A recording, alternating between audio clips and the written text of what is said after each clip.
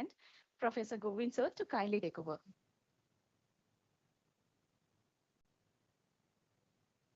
Hello. Thank you very much for giving the opportunity. Indeed, a great privilege to be part of this great events that NISPR is organizing. And the topic that we have got today is science diplomacy development. For the last several days, this has been discussed and debated. The significance of this topic, what India has achieved, what are the challenges to achieve the sustainable development. In our previous session, Balakrishnan has rightly pointed out that what are the challenges for India to achieve sustainable development, particularly through science and tech. Dr. Ranjana Agrawal has nicely said that science and technology is determining the development of the country. But the thing is that what science and technology can play depends upon that how a society organizes its science and technology. Since science and technology is also international in nature and also national in its character, so there is a need for a global collaboration, international collaborations. And science diplomacy comes is a respect that what science diplomacy can play and how India is playing. This session is going to be not a kind of lecture session and presentation. This is a discussion where our distinguished panels have will initiate the discussion. They will, and then it will be open to everybody to participate. In these sessions, we have three distinguished scholars. Mr. R. Madan, Director, Indo-German Science and Technology Center, New Delhi. Dr. Purna Rupal, Pharma Director, EFRA, Pharma Science Counselor, former head of BD CSIR, and Dr. Doya is Chair, Innovation Council, Embassy of the Kingdom of the Netherlands, New Delhi. Can start session of Dr. Armadus. Take around 10-minute time. So, yeah, please get the ball.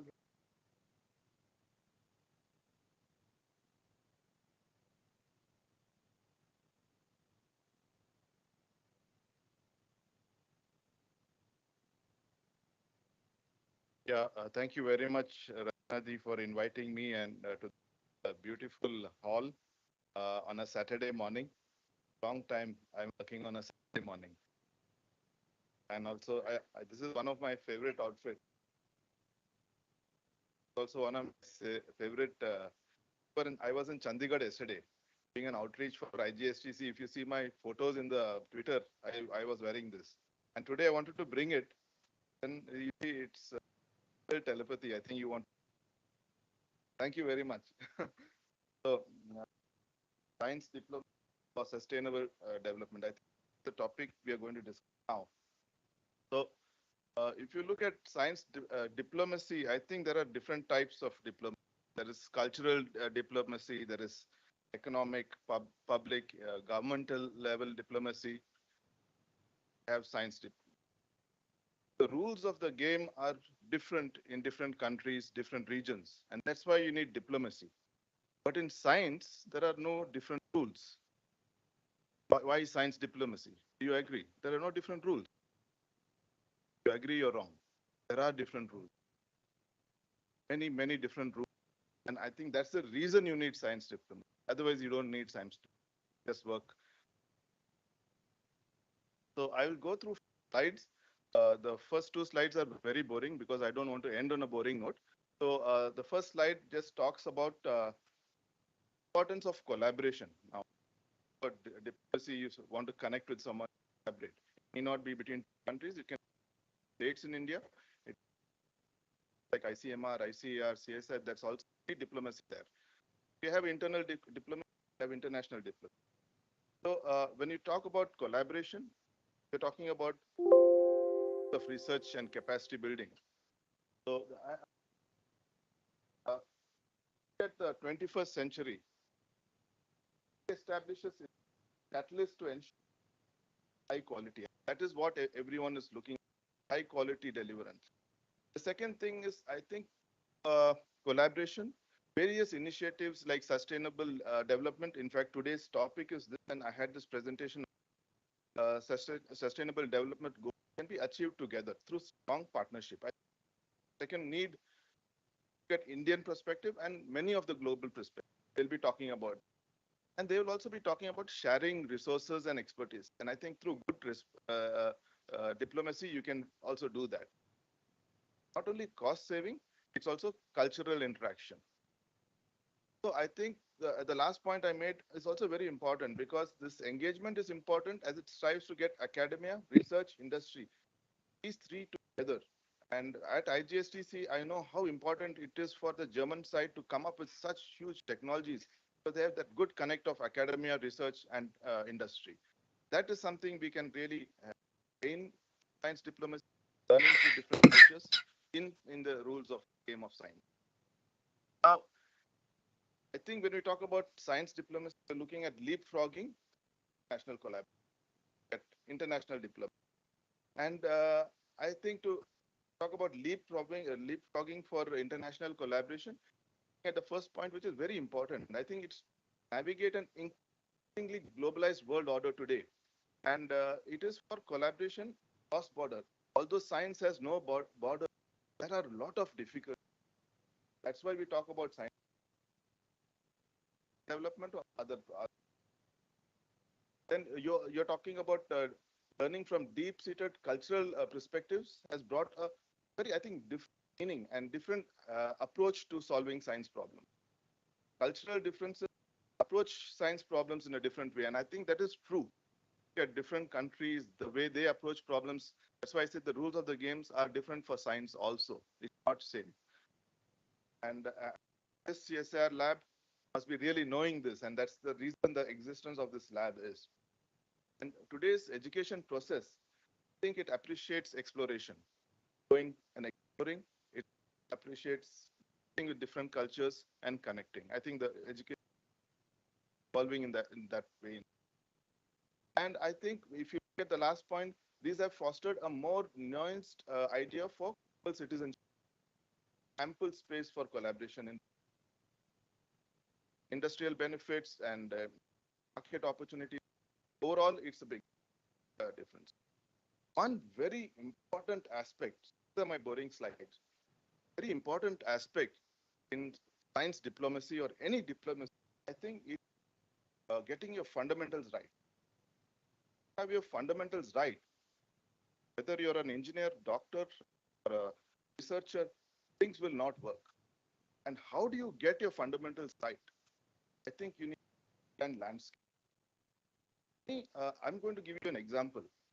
I don't know science landscape, S&T landscape. I don't know the Indian S&T landscape. I cannot lead science diplomacy or be director for. Let me give you an example when I say, what do you mean by understanding landscape? It might be similar for other diplomacies like economic, cultural. Let us look at the landscape. For a center like IGSTC, where Indo-German Connect is there, you're talking about Germany and India as lead players, and then you're talking about the main ministries. I'm always thankful to ST and BMBF funding this center and having this joint initiative. Then you have major funding tools. You have the Ministry of Earth Science in India. You have aerospace in India. Similarly, you have the German Research Foundation. You have an aerospace in Germany. Then you have another layer of institutions. Yeah, you have CSIR in Germany. You have Fraunhofer, very similar. You have Max Planck, basic research. In India, you don't have such an instrument, but you have it under IISc. And if you look at the landscape, there's a lot of similarities. And I think you need to understand this before you set your goals, where you want to put your eggs into.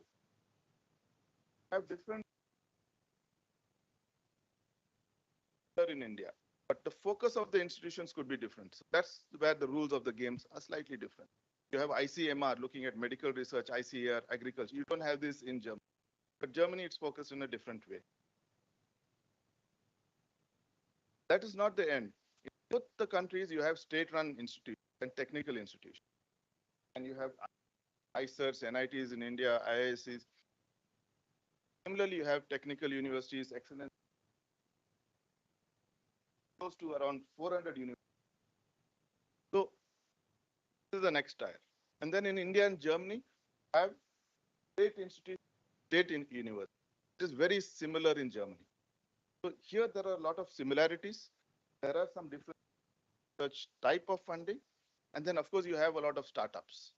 So now when you have such a system and you understand the basic foundation of how the landscape is in two countries, I think diplomacy then becomes easier to actually put into um, action. So what IGSTC does is connect one is to one. Our programs, I would say it's also diplomacy. Have evolved programs through your system and try to connect any level to any level. I think that is what diplomacy, the success of diplomacy, not connecting one person to one person, connecting any level, a ministry to an institute or an institute from that country to a ministry. I think that is a, win-win situation for look at science diplomacy as after understanding a landscape, I think it's also very important to have clarity on the segments for cooperation. And once you know the landscape, I think you definitely know which are the areas the countries or the multilateral nations should really come together and work. So look at it, there are 4 areas in SNT, and this I think encompasses many of the areas. Joint R&D and innovation, everyone is looking at today. They want to innovate together because of a lot of differences. Minds coming together can, I think, innovate much more better way, and they want to innovate together to solve global problems. State problems are solved individually. Global problems, you need to come and talk together. As Dr. Balakrishnan said in the morning, capacity building. I think that is another major focus. And that's something what our center also does. But I think in science diplomacy, I think we need to target this. Networking, definitely. Because finally, the reason diplomacy helps in cost sharing also at times is through sharing of infrastructure, sharing of manpower. I think we do. But there's a lot of scope for example, in India and Germany, we are sharing facility for the synchrotron facility at DESI. At FAIR, we are coming up with a new anti-ion and proton. It's a huge facility. I think this all is a result of diplomacy, and I would say it's a result of science diplomacy. Come out of the Department of Science and Technology. And as Dr. Rama said, they have worked out with Fraunhofer, and I think that's the best possible combination for CSIR to have, working with Fraunhofer Institute. So once you have clarity on where you want to go, your fundamentals are clear, what the strength of the other country is, I think next would be the focus areas and your expected outcome. I think sometimes we always think in this diplomacy, we are not able to measure outcomes, but I think that's a good thing in science. That is, there are some ways to measure outcomes. For scientists, it might be the publications. For technologists, it might be patents and a good TRL level where you take your product into. So if you look at science overall, there are ways to measure it. But in diplomacy, you can measure it through another manner. So I have these focus areas. These are just few of them, and there can be many more. What I want to say is you come understanding a landscape, then you say which are the areas, broad areas, and then you come to the focus area. That is where, you're working on science diplomacy and going to the problem. You're actually going to a root of the problem to solve a bit. And then, of course, you have to look at outcome. And outcome can be in different manners. It can be joint innovation, can be an academia industry connect through a program which flourishes later on. It can be through networking, X number of people, scientists, technologists together, and joint knowledge pools. And this is happening very well now. I think scientists work in very good tandem with the other countries and capacity building. I will have a slide on achievements to show you what it could be as an outcome for science diplomacy. So there are some broad areas which I have put, but there could be just talk about. So facilitating methodology. Now, finally, how do you really facilitate this? I think to facilitate this, you need to have different programs. You can't do networking, capacity building, joint R&D innovation and sharing of manpower and infrastructure through one program. This is where science diplomacy, along with the scientists and decision makers in departments and ministries, sit together and come up with programs which you target through science. That is very important. Platforms for scientists, technologies.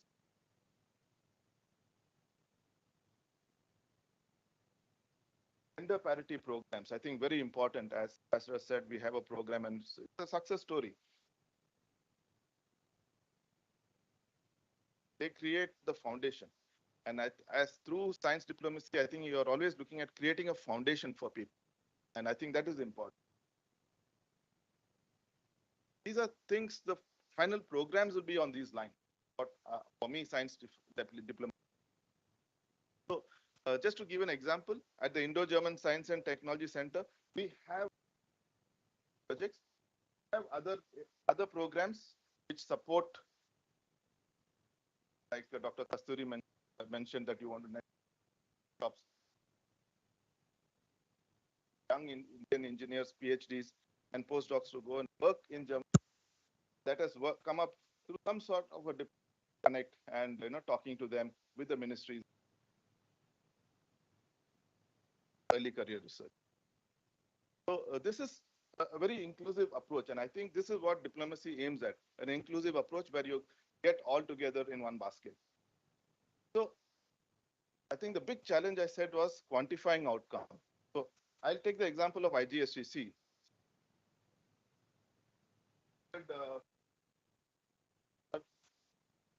This is not an outcome. I think this is your task. You have funded programs, very happy. But the real outcome is a very good example from the iceberg. What actually is here? All hanging there down, a lot of connection. Scientists, 90 research institutions connect with each other together, and this is an outcome. We cannot say we cannot measure an outcome in diplomacy. Here in science diplomacy, I think you can measure it. Is this happening in the background? I think if this number improves, I think diplomatically countries do connect very well in science and technology. So just to thank you, this is my last slide. This is what IGSTC has done, try and connect India and Germany. Quite well, all of our funding has gone to these years, various programs of ours. Thank you very much. Dr. Madhan, nice presentation, and in fact, you laid out the landscape of and the area where countries can collaborate, benefited. Now I request let us hear from. Right. Wonderful to be here this morning. I've been here for about 1.5 years, and I had a nice Delhi. It's so green outside, so planning to come back already. Not only to premise, but agenda that will be one of sustainable development. My last tree with country Netherlands. I've actually last 4 months. So yeah, I'm in the Snijders.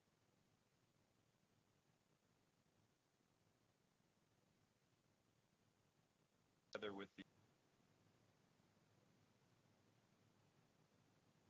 I coordinate network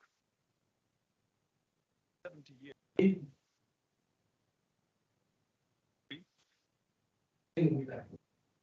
After the country was torn, but they also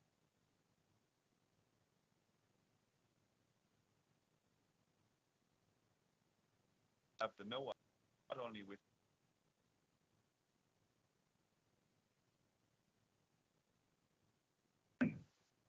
Professor Tula,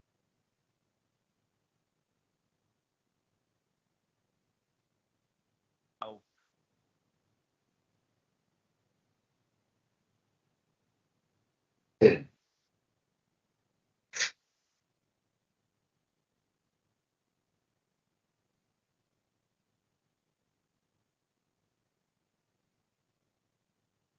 after we Bangalore.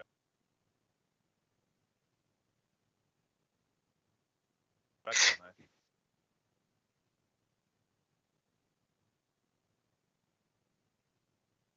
Years on science. But no, that's not true at all. Basically, the Netherlands came to Kerala and Tamil Nadu in 1605. 20 apparently was a publication. Dutch scientist. And also advisor, Kerala, flora, fauna. It wasn't just a Netherlands, but it was a publication, Dutch and Indian researchers. Dutch we've been a little bit like the German center. I'm always very jealous of Germans are being here because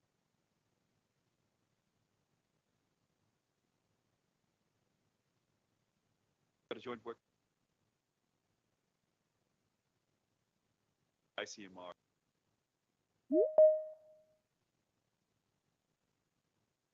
A lot has happened. The Netherlands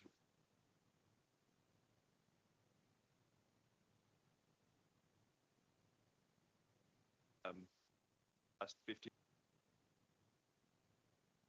happened is that now, maybe a fun fact for you, Netherlands has the biggest group of Indians diaspora in all of Europe, even bigger than our larger brothers such as France and Spain and Germany. Honest, this was very different years ago when the European Union, since they left. These last 15 years, we've been doing a lot of science and research programs. Also, our government policy on science changed. I think we were very much focused on extending our national rank, best university.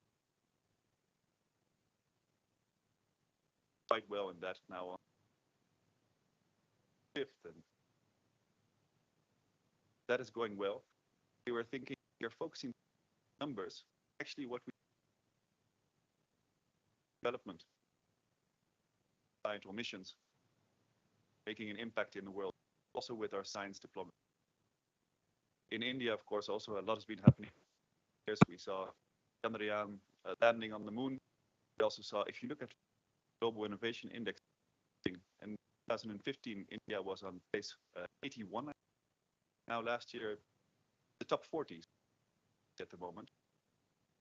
Really making huge strides. So from 2018, 2019, thought we want to work on sustainable development goals, based framework, language, and together with the round tables and tables, there not only the secretaries on board, scientists, private sector, but also to get civil society. Started defining what are societal missions that we have as the Netherlands. Where do we find common goals? We can't do everything. Germany working, US working on great things. We have to focus. Came up with the word WA. Another word WA. Wow, super, awesome. For us, it stands in our water, agriculture, healthcare. Innovation mark behind it. Emerging technology sectors. Big data or satellite technology. Maybe disaster management. Climate smart agriculture. Trying to make better and more. So now we've got this WA agenda, and we are trying to every year start at least in all. Well, but we need to now is also to focus not only on the Netherlands are doing together. How can we combine even bring in one critical note and end my had some researchers over from Netherlands, from Klingendaal. They were technology focused on what are actually different embassies in Delhi doing. And I went to a couple of stations and I was learning a lot, but I was also shocked because a lot of the countries around us doing the same, focusing on buzzwords were AI, or on semicon, which are all very important topics. But what we don't know is what the others are doing. So we might be doing exactly the same thing, also because we're quite much on. Might be some areas that we're missing as a global science diplomacy community. So this made me think we actually others are doing, but also combine resources, combine funds. See if a program like One Health on antimicrobial resistance, not have an introduction study by the Netherlands, what the opportunities are, one by Denmark, one by Taiwan, by US. We should what we can. Thanks a lot.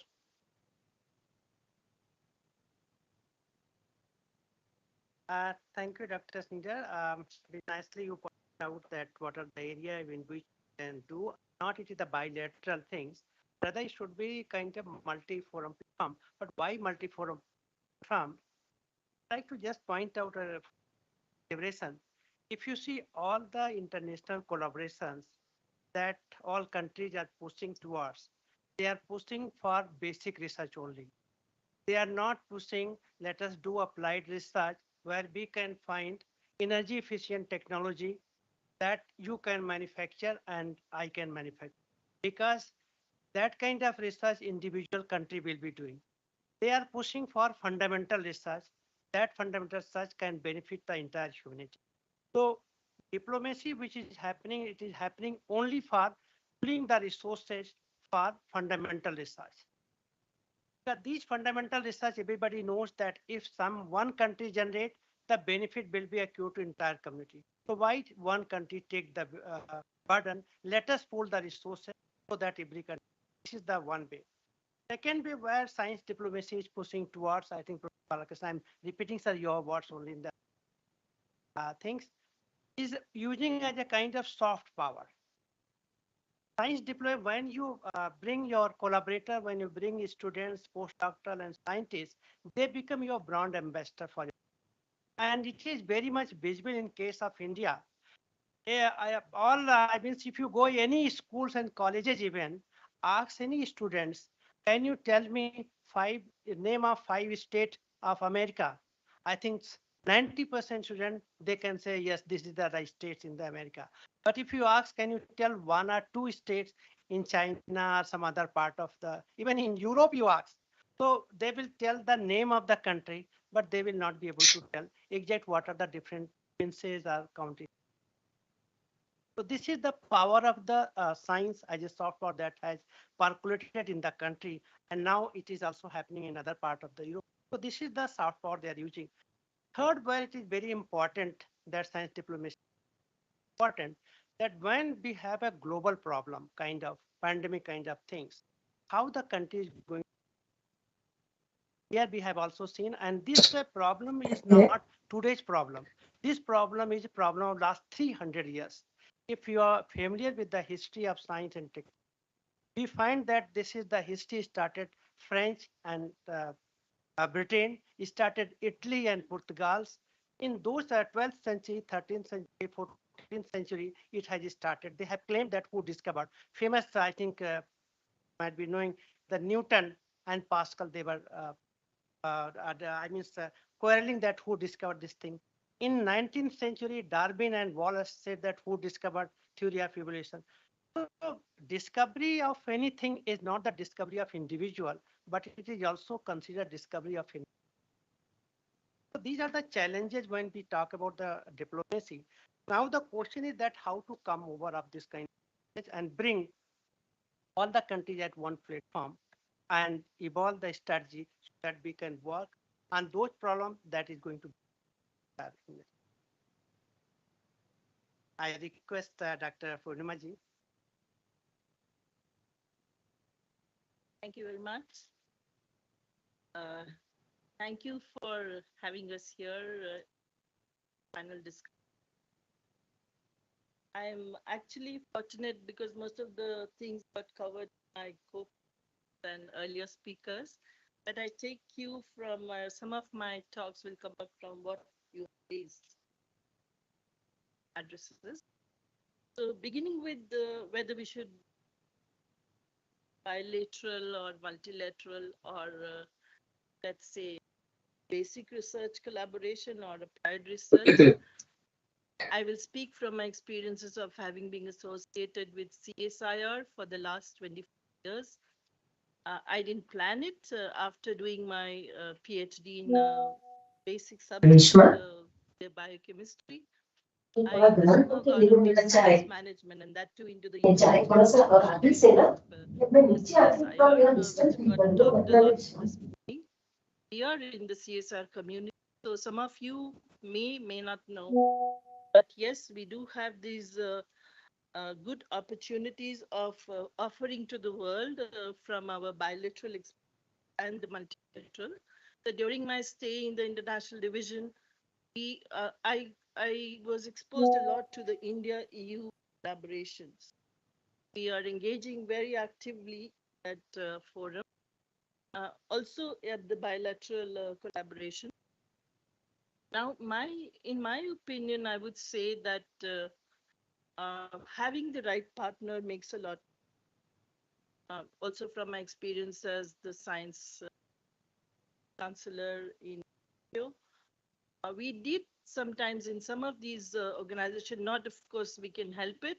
We have on the other side the foreign affairs, and on the other side, on one side, it is the science ministry.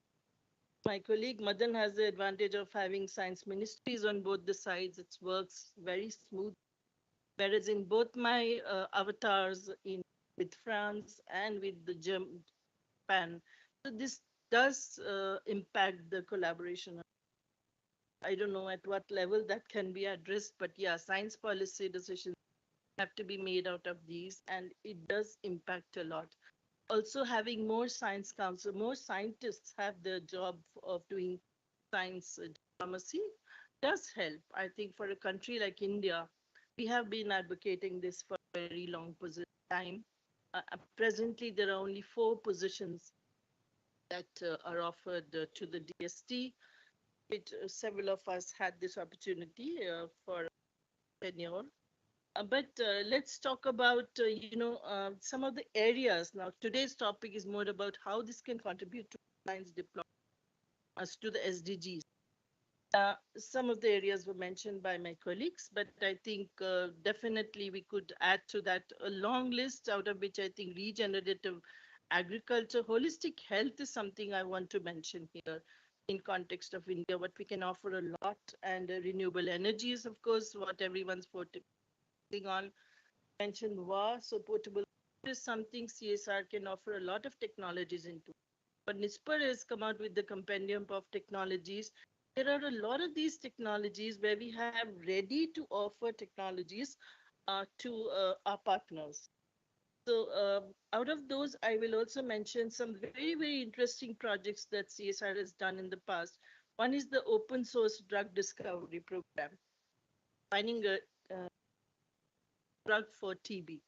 So this is, of course, a disease which is more for the developing world, and also a lot of pharma companies make a lot of money out of that. And we haven't had a drug for the last, I would say, 60 years. MDR is a very, very big problem for the developing world.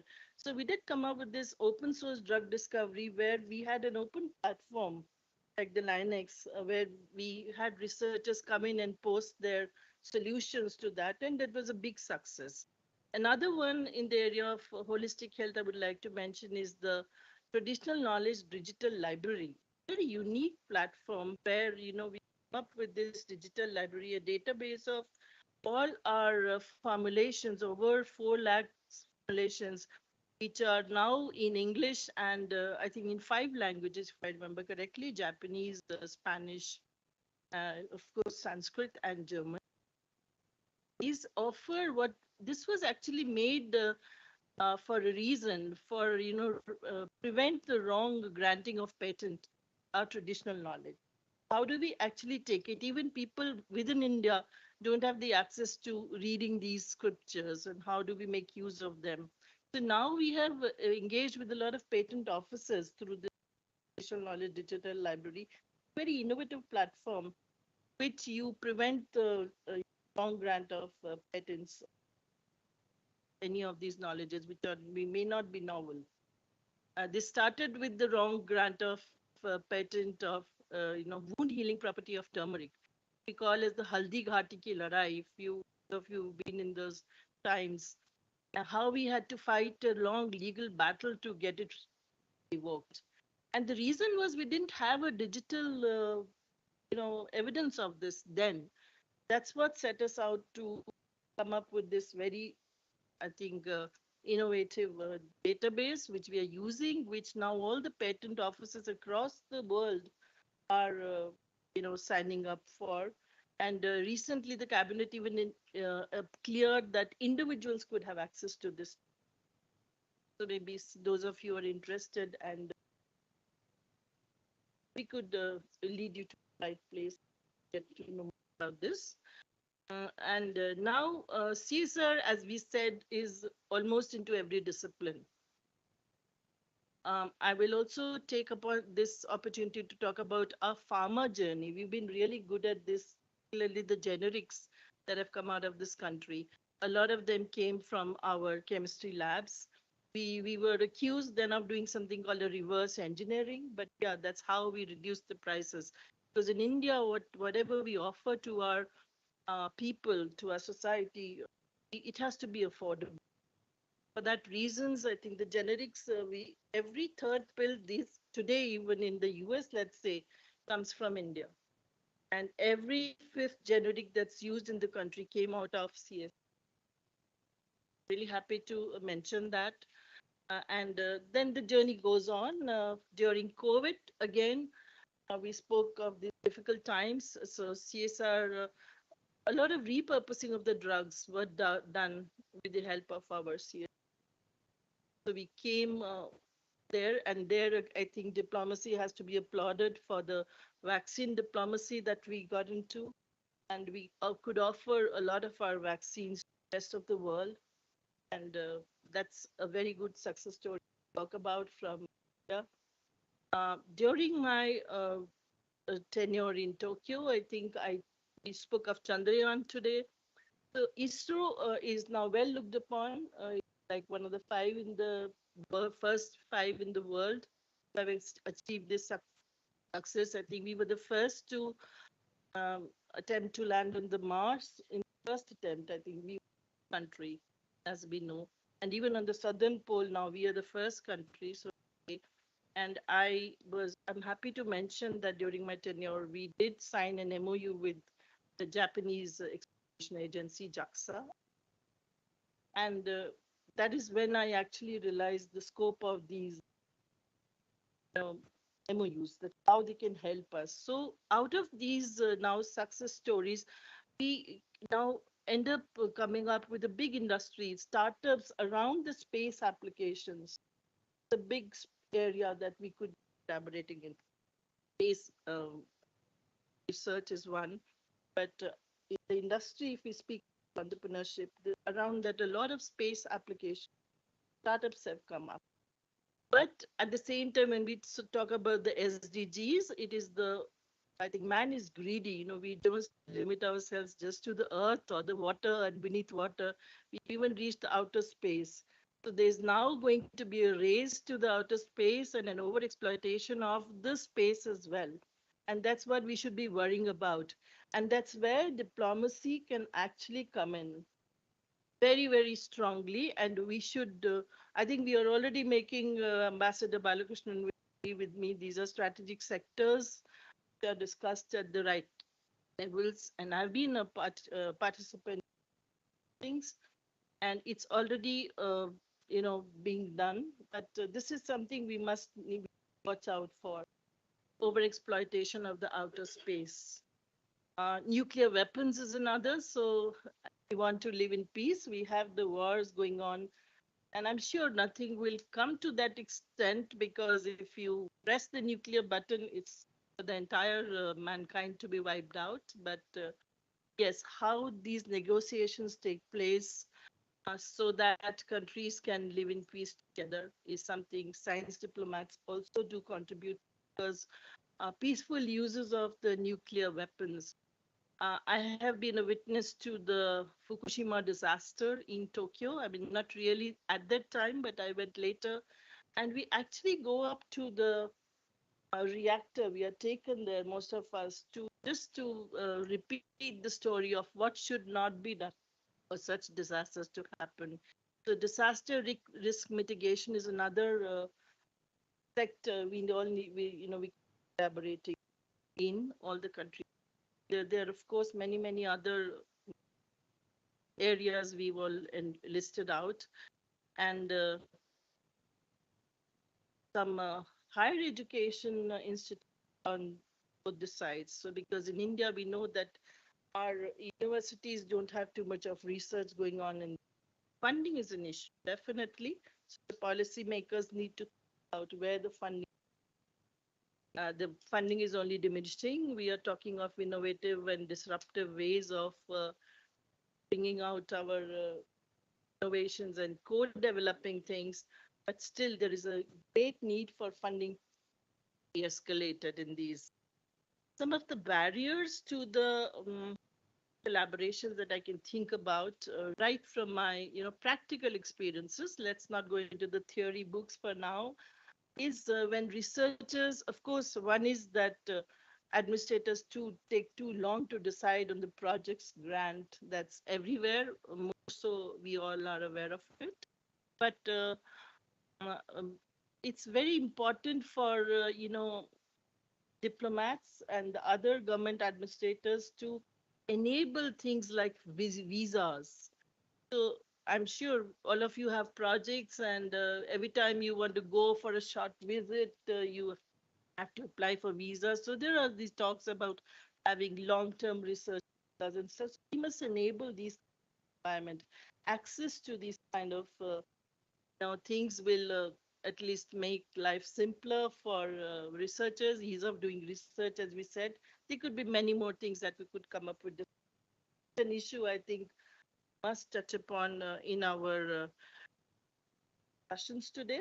And of course, all the areas that we are talking about. And we cannot have long-term focuses on SDG, particularly because, there are these, so there are the political instabilities everywhere, and then there are the changing financial markets, consumer spending habits. So these are take upon, and then there are the shifting trade agreements and policies, states, center, wherever your countries. So these are things which, along with the other states, stakeholders, we need to address. And of course, processes must be very transparent to others, how it's being done. The things um, we need to address. Systems, things, able entrepreneurs. Thank you, Dr. Thank Purnima. you so much. Was very much visible from your long experience, hands-on experience with the diplomat, science diplomat. Yeah, I think now we can open this session with our audience. Any of you have to some points? Yeah, how science diplomacy can help in achieving sustainable development goals. Thank you. I'm Dr. Shah. So, what I have listened to various discussions, Dr. Daya speaks about societal mission. That is one of the. There are also various collaborations, but also channels.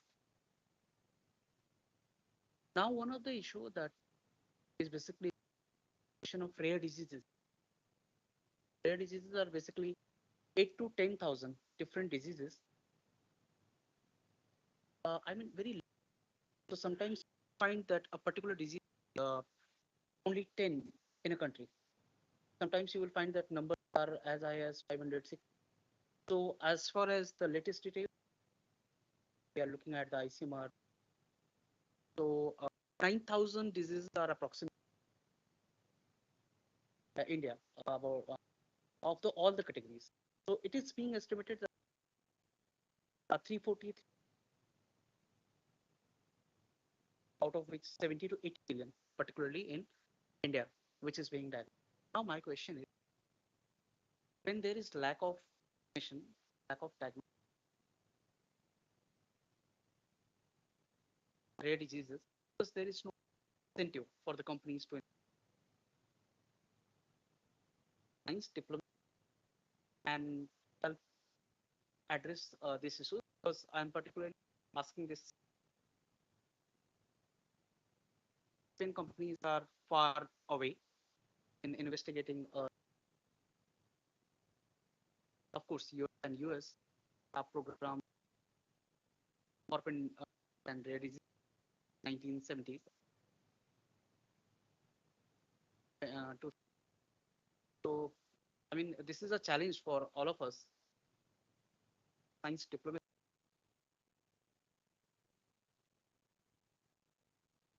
Quite medicines at the immediate research will take time, but question is how to address the immediate issue where the patients are dying. Yes, thank you. This is also for us an important topic, and we are working together with ICMR on technology and on research infrastructure, better ones. Topic of came up is a difficult one. Mission, and you have to choose where you're going to. At the same time, there are bodies such as priority lists. So get the right scientists to about making a choice, bundling for which partner as India is the some rare diseases not occur at all in the Netherlands. Difficult to allocate. Some there are. So it is an important topic, and I agree it's underfunded and one thing maybe pick up also.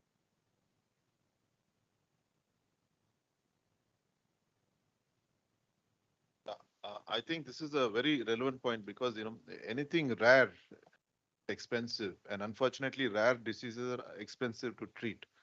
And maybe it is not a solution directly of science diplomacy, but one way of science diplomacy which will target this is through networking of good medical doctors and researchers. I think there are still some doctors and researchers who will go out of the way for such such studies.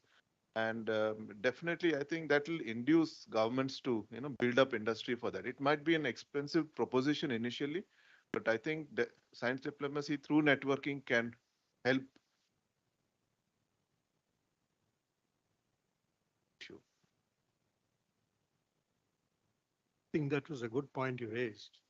I happen to be co-chair of the Gene Therapy Advisory and Evaluation Committee of ICMR. And we have been dealing with this issue of particularly the cancer drugs, which are very, and also some genetic diseases for which they're rare. Treatment costs are very high. So we have been encouraging our Indian labs to get into this, bring down the cost, particularly CAR T cell therapy. Vellore and IIT Bombay have got. We are also working with how to regulate this. We are aware that at the present time, what is happening is have these diseases, they are desperate. They are going outside the country, spending huge amounts of money, and sometimes being the victim of misinformation. This is a subject, there is already a policy document, gene therapy. The regulatory framework is sort of coming up slowly, and we're actually waiting for Ministry of Health and the government to really give us the future steps, gene therapy regulation and Any other sustainable goal? Yeah. Yeah, yeah, please.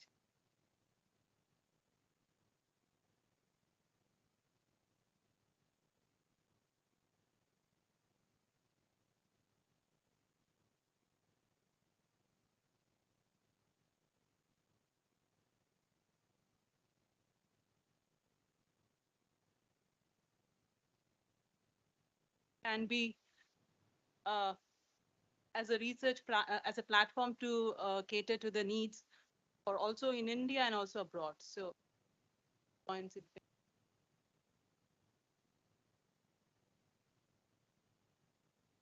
Yeah, data repository, very good point. I think they're there in pockets. And I think we are looking at getting things together. Like when I say pockets, each like CSIR will have a repository and every lab of CSIR has. But I think somewhere the issue of data policy when it comes to such repositories, and that is a big challenge actually in science diplomacy. Can we also look at data policy? The European Union has a data policy. India might have a different one for different sectors. And this is a very, very critical area. And I think this is where diplomacy actually can, it's a good point, can come with solutions. And to talk across borders, talk across areas, not only data repositories, it's a question of data analytics and sharing of data and IP protection. I think all these three things come together. Thank you. Okay, yeah. Can I add one more thing? Just on the beginning of your question, um, I think science diplomacy is also very well positioned to create projects which triple helix. So not only have scientists on board, but also have government and their focus sector on board. What we see on a national focus with our science, but I think I was looking at the first research projects together. A lot of them created fantastic dissertations, fantastic papers, world-class research, but little policy impact. And I think it is really important and have a discussion about your research, but not only at the end. Actually, I think it should be in the DNA of the research design. So I think as soon as we're doing it more and more with our putting in requirements to have policy recommendations, but evaluations during the research with policy, what kind of impact are you making water management, any topic that. Any other question? Yeah, good afternoon, everyone. Thank you for your excellent presentation. I'm Sridhar, Principal Scientist from CSIR. I have two questions. My first question is to Dr. Schneiders.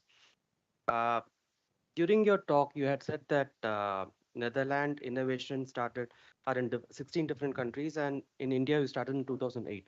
So my question to you is like, what made you think of innovation? Why not it's science counselor? You are an innovation counselor. So what made Netherlands think about innovation as a driving force? And when did Netherlands start focusing on innovation? Like going back in the history, what made you think that we should focus on innovation and bring out innovation counselor? My second question is to the uh, we have diplomat as scientist, Ambassador Balakrishnan, but we also have scientists as diplomat. We have three of them here present right now. So my question to them is like, in what way, what is the difference that you feel? You have been a scientist, but when you became a diplomat, you wear a different hat. So what are the transition?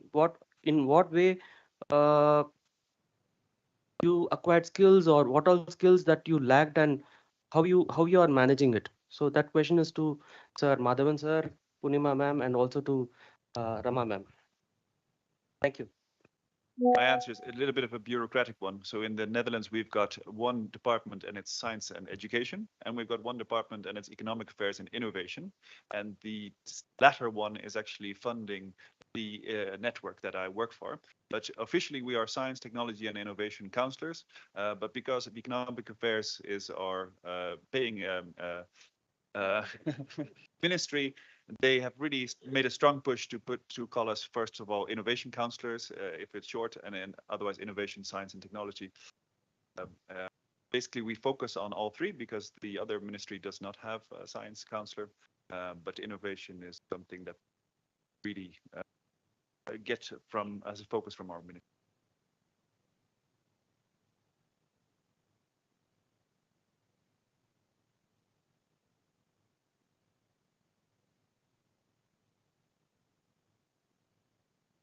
I think Denmark also has got innovation counselors. So certain countries are focusing on innovation. So my question was focused on that particular aspect. So I just wanted to understand why innovation. Yeah. Either, if I can just add to this, it really doesn't mean that innovation aspect is missing from the science missions. Just because you don't hear of an innovation counselor, our S&T policy, like Bhumika just mentioned, has the innovation part added to it later. Definitely, everyone's now focusing on the innovation, and this year the S20 also had disruptive innovation as the theme. So it really is just a matter of calling yourself. Like, in my times, there were only chemists before me. There wasn't a biochemist. So in one of the industries that I got posted, they were calling me a chemist. So no, I want to be called a biochemist because I was a process development chemist. So it's just a matter of a term, I think, being used. The innovation is definitely existing. Okay, your question about scientists going as science counselors. There was only one challenge for me because as a scientist in India for 25 years, I used to go to office in jeans and t-shirt. So there as a science counselor, you have to go with so many gadgets, But okay, as a scientist for me, see, as a science counselor, your job is very well defined. Number one, as an Indian science counselor, you showcase Indian science and technology to the German scientists to help to collaborate. Secondly, you connect the German side to the Indian side. That's the second. I think both those are the key. And then you come up with few policy documents which you send to the ministries. So those are the three things very well defined. I think Raman Purnima might agree with me. They were, of course, in CSIR and I was in a CSIR lab. That makes a little different. And being out of Delhi, you can always be in a t-shirt and jeans. In Delhi, it's so different. So that's.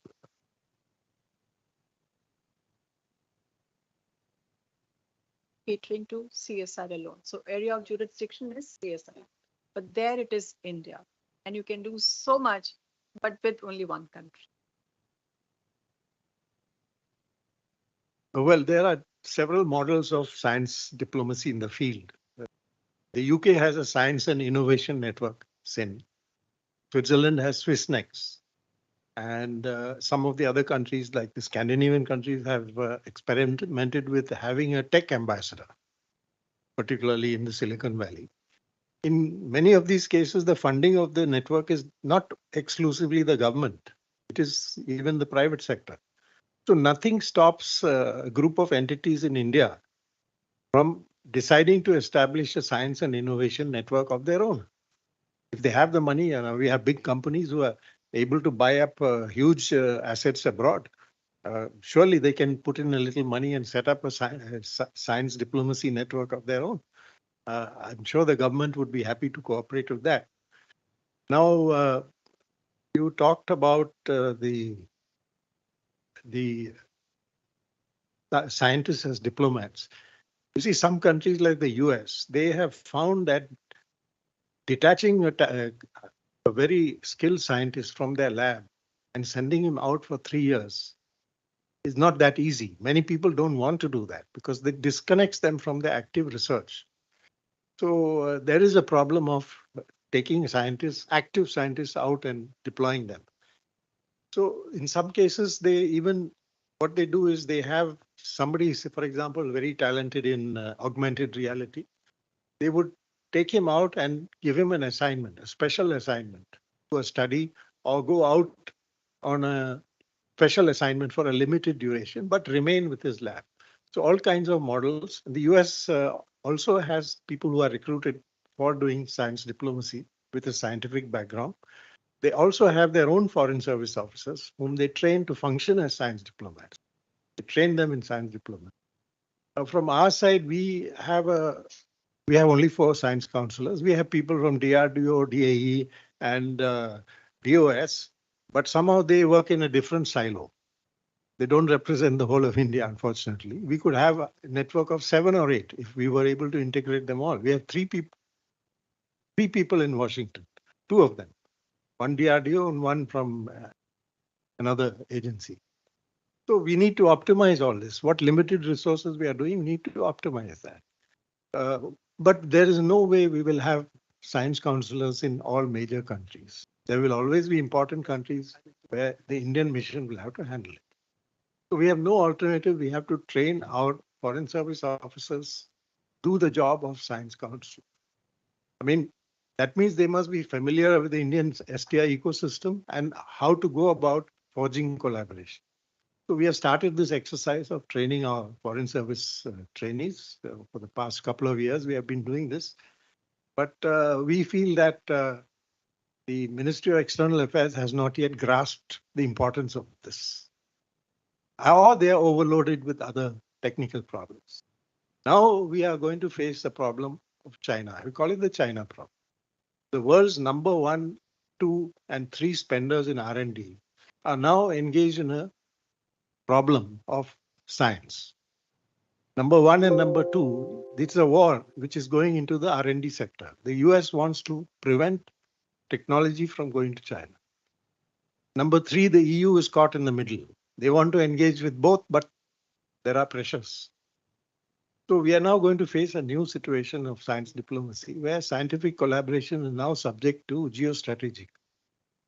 The point here is that even if the US isolates China from its S&T ecosystem to the extent they can, there will be leakages to third countries.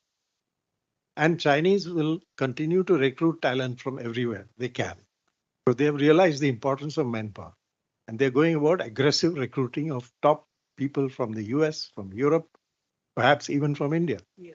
So we now have to face this new kind of situation in science diplomacy. I'm not counting Russia because Russia is now in a difficult situation. But number 1, number 2, number 3 in the world, the 3 leading powers in R&D spending are now engaged in this problem. So I think in our own way, we have all our science ministries. Each one is in their silo. They need to come out of it, need to work together. And then hopefully we'll be able to achieve better results. Thank you, Professor Vala.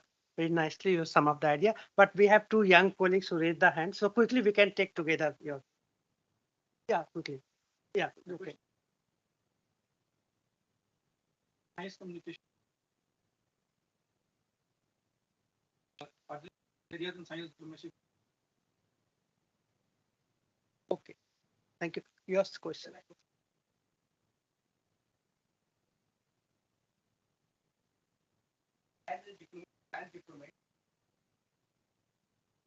Okay, all right. Yeah, maybe I'll take your question. I think Ambassador answered your question in the morning. He says in the German embassy, they have science influencers. And I think the science counselor, Mr. Casper Mayer, he's a very good science influencer. So I think basically science influencers try to communicate the sort of work going in different countries to the other countries. So it's a very important aspect and definitely a part of science diplomacy, I would say. Very, very key aspect.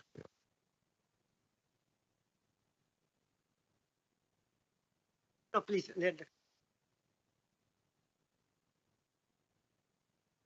We didn't catch your question. If you can repeat that, please.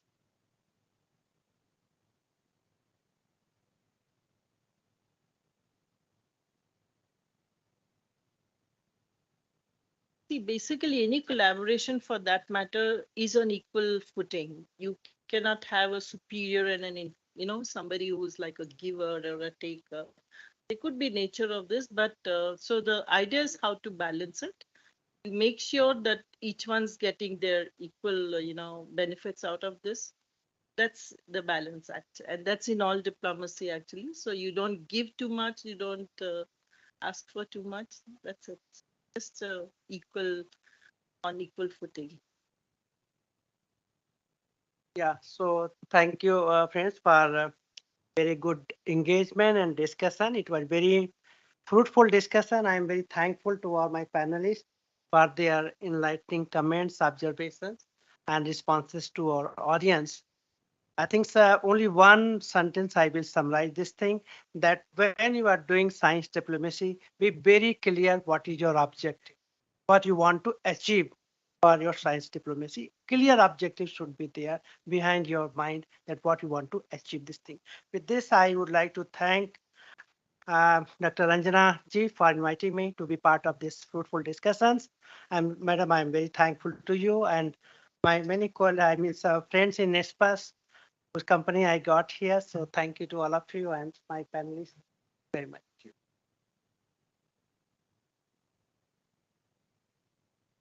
It was indeed an insightful to listen to the experts in this discussion. And the discussion very well brought out the importance of promoting science diplomacy and strengthening basic research and international collaboration. Thank you to all the panelists, experts, and participants. Now I will hand the stage over to Dr. Yogesh Sumant sir. He's a senior principal scientist and chairperson of the 1 Week 1 Lakh program of CSIR-NISpr. So he will be summing up about the 1 Week 1 Lakh program. So can you please?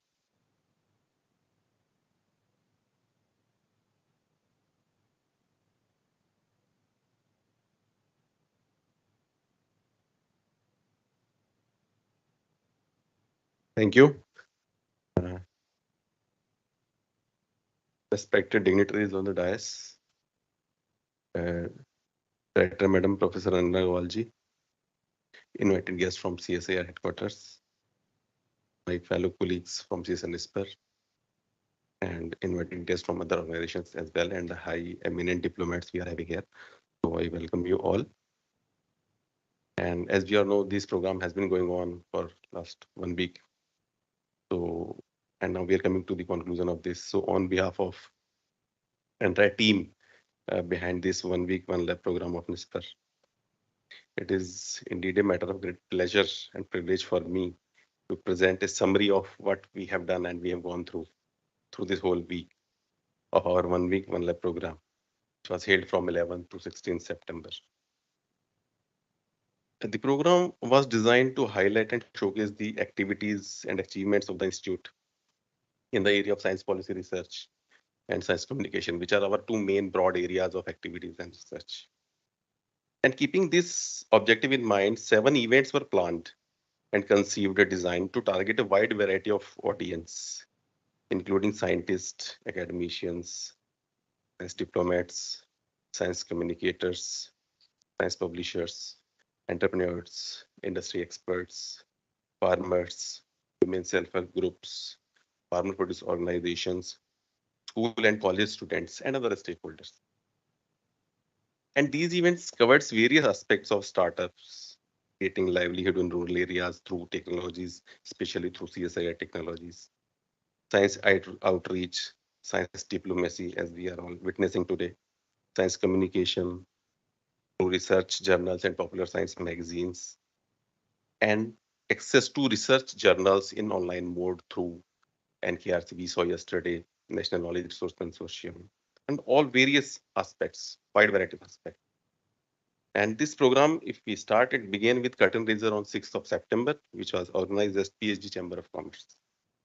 And the Honorable Minister of Science and Technology, Dr. Jitendra Singh, graced the occasion at this curtain raiser, where Dr. Rakesh Bhatnagar, National Science Chair at Jawaharlal Nehru University, was the chief guest.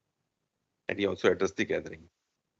Following this curtain raiser, the inaugural session or inaugural function was held on 11th September at CSIR-NPL Auditorium, where the Honorable Minister of Science and Technology, Dr. Jitendra Singh, was the chief guest.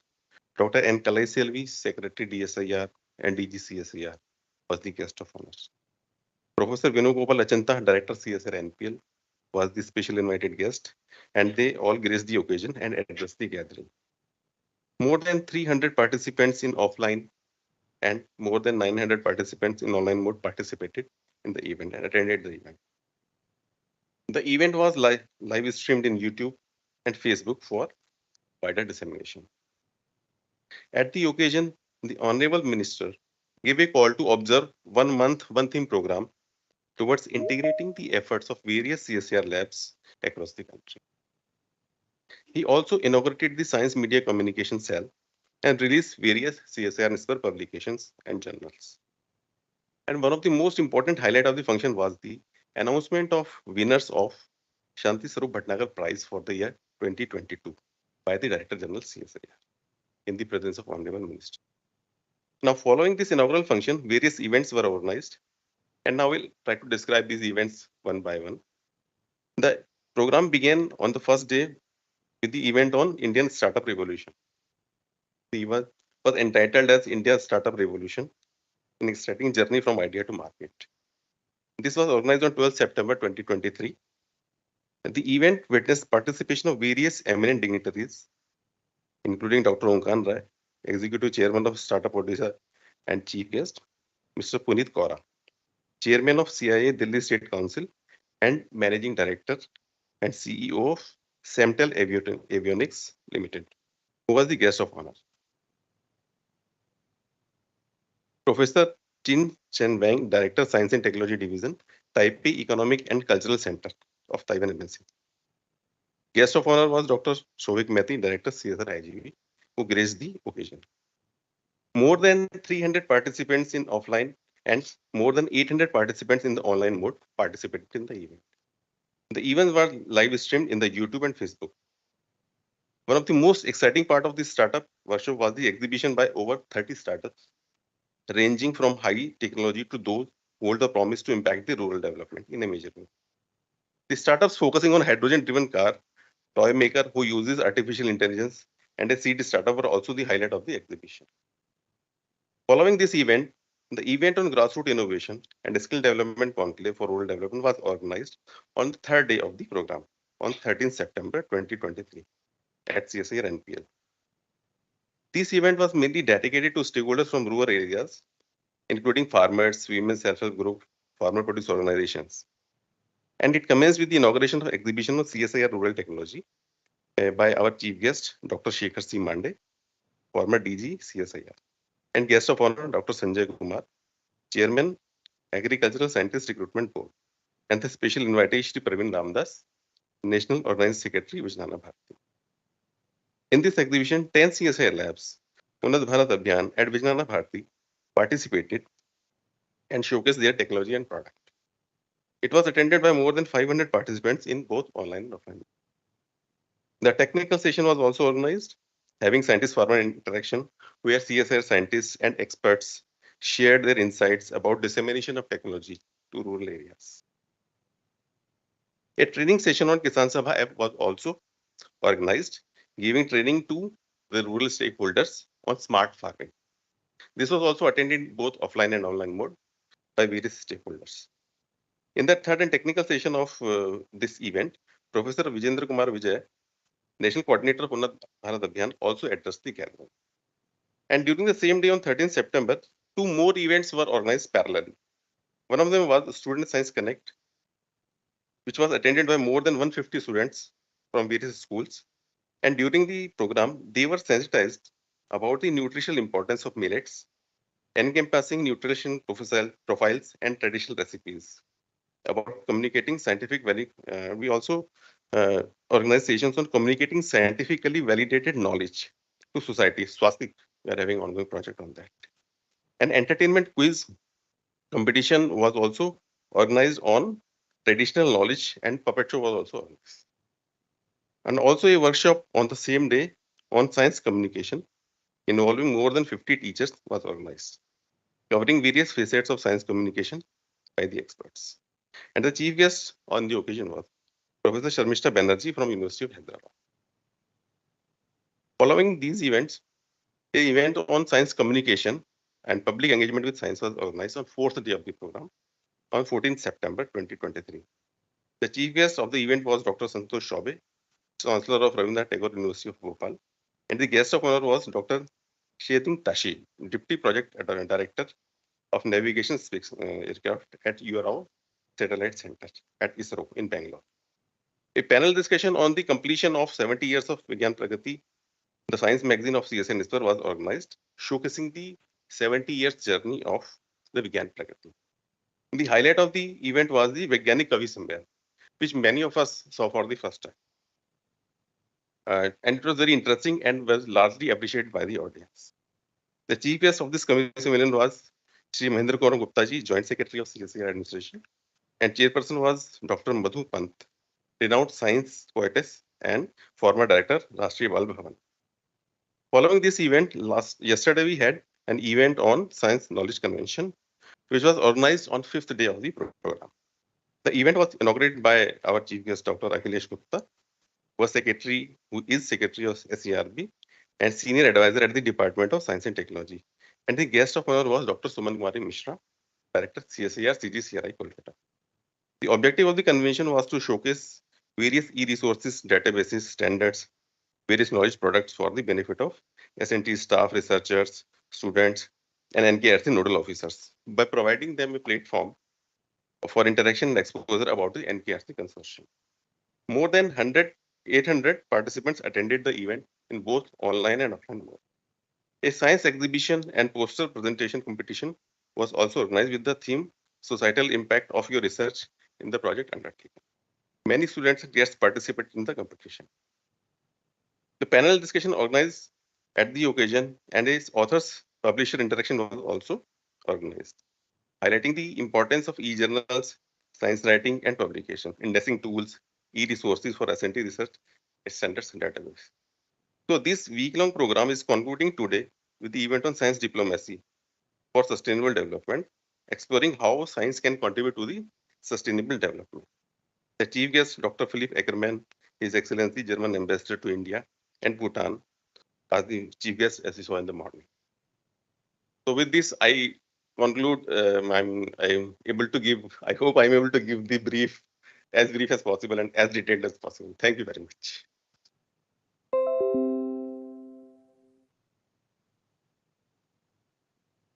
So much, sir, for summing up the OWL program. Now I would request Dr. Manish Mohan Gore, sir, scientist, CSIR-NISpR, and coordinator of the 1 Week 1 Lab program, to propose a vote of thanks.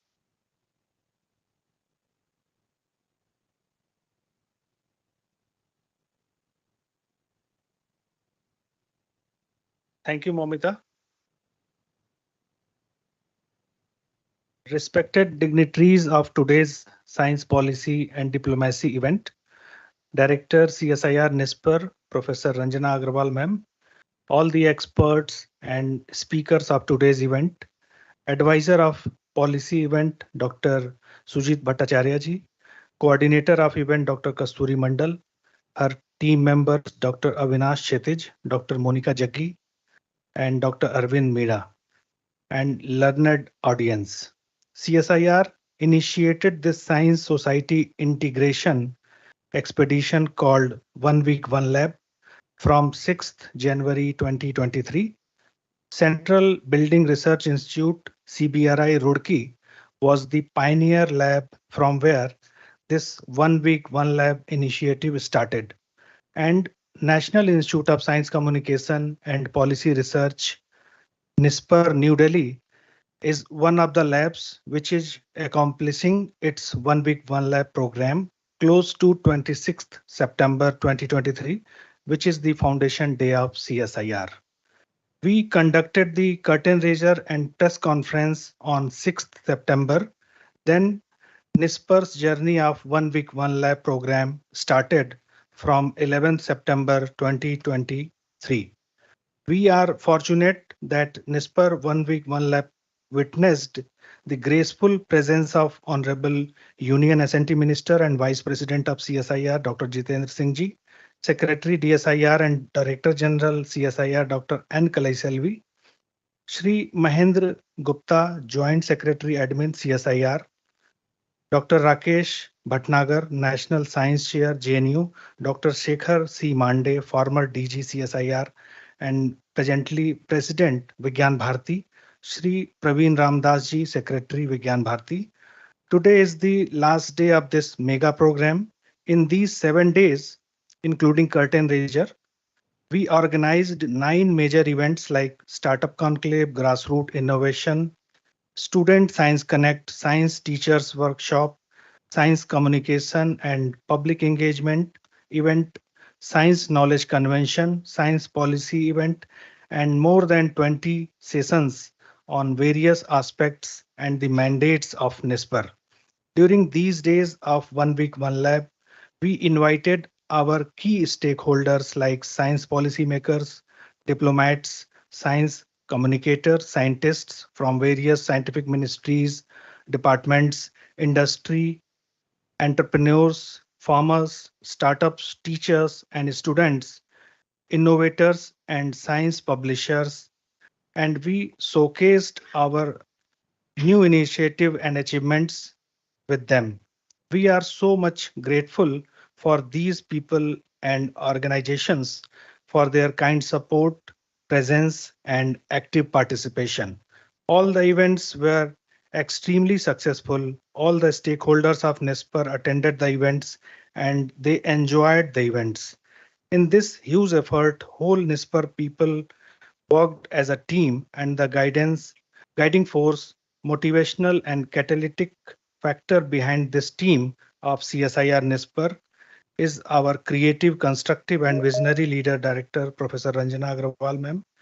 On behalf of the core organizing committee, 1 week, 1 lab program and the whole NISPR family, I am highly grateful to director madam.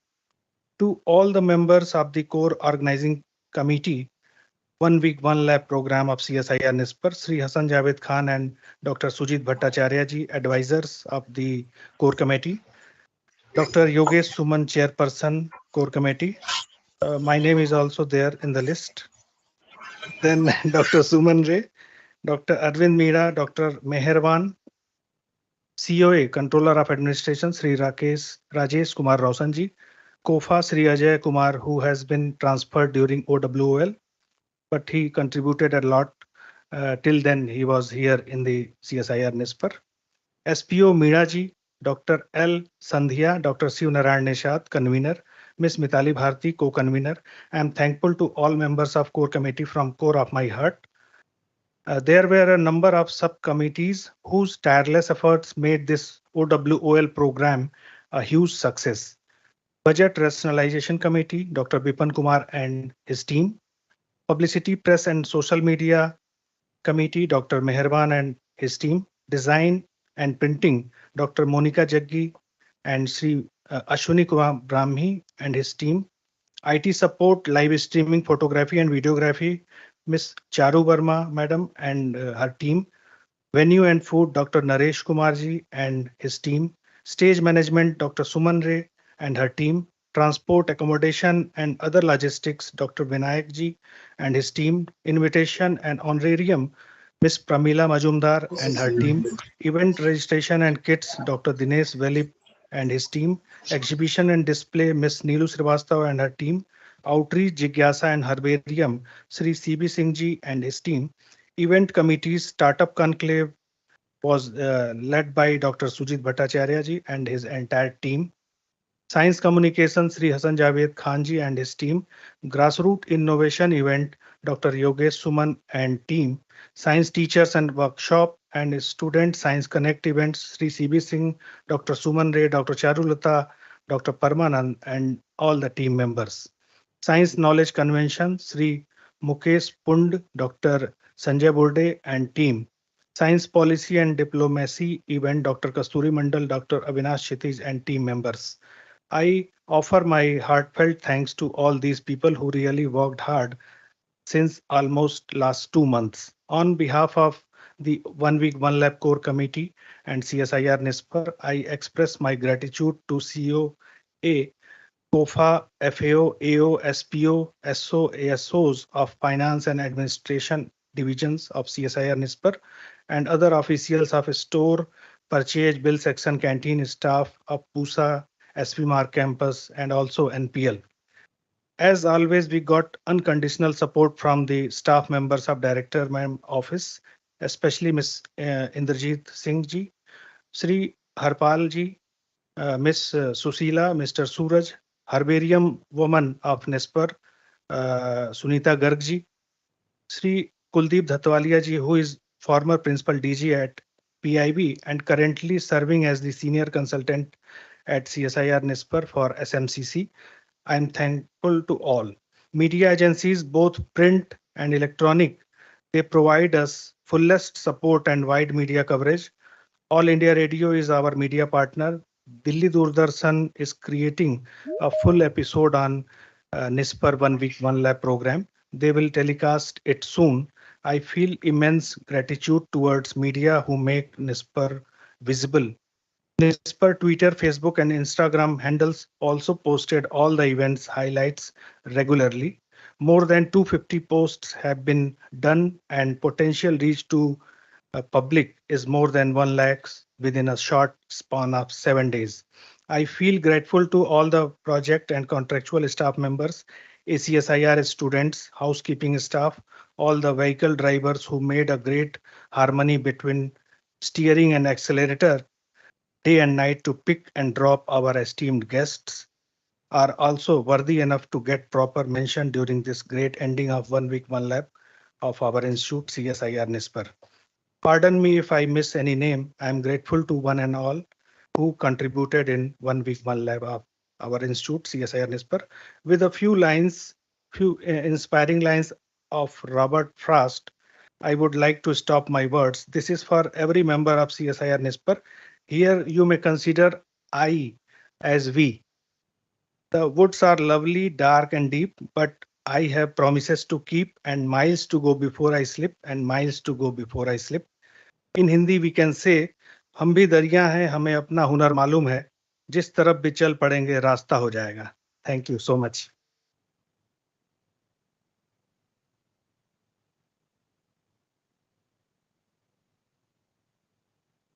Thank you so much, sir, and thank you all for participating. We would request all of you to please join us for lunch in canteen.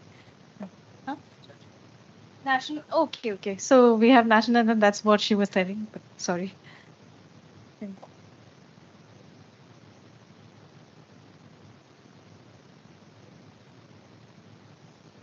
जनगण मन अधिनायक जय हे भारत भाग्य विधाता पंजाब सिंध गुजरात मराठा द्राविड उत्कल बंगा विंध्य हिमाचल यमुना गंगा उच्चल जलधि तरंगा तव शुभ नामे जागे तव शुभ आशीष मांगे गाहे तव जय गाथा जन गण मंगलदायक जय हे भारत भाग्य विधाता जय हे जय हे जय हे जय जय जय जय हे